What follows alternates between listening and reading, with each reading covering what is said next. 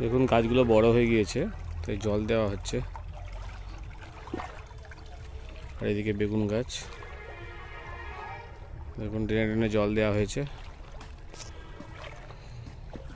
আর সেখানে আমার বাবা কাজ করছে। বেগুন গাছগুলো দেখুন।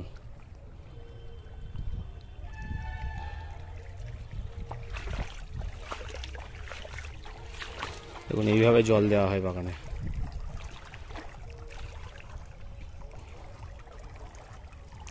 জলটা দেওয়া হয়ে গেলেই সারগুলো টানবে, গাছগুলো খুব দ্রুত গ্রোথ নেবে। দেখুন